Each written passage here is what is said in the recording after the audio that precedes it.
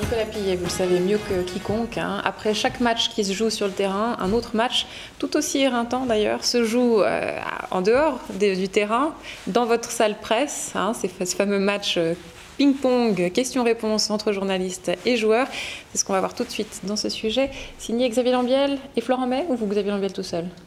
On peut rajouter Florent, ça Alors, fallait faire plaisir. Regardons ce sujet, on en parle après.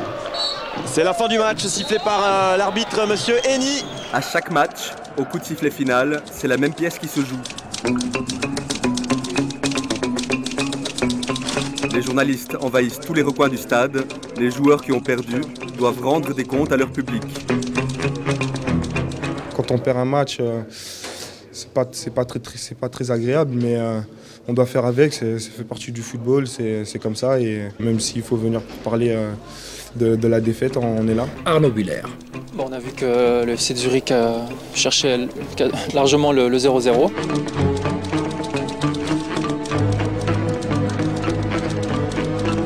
Pour rédiger les gros titres de la presse et commenter les directs, une trentaine de journalistes s'accréditent pour chaque sortie du FC Sion. Une cinquantaine pour un gros match. Les défaites suscitent des questions embarrassantes.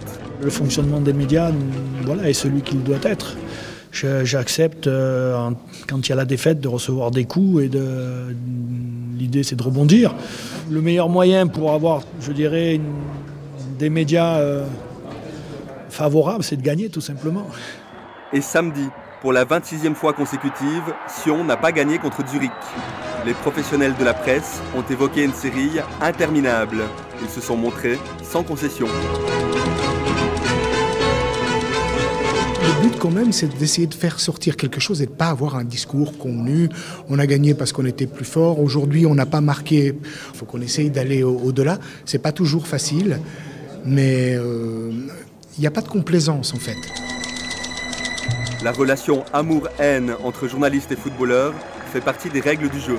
Durant les prochains jours, les joueurs valaisans fuiront les médias pour préparer sereinement une suite de matchs importants.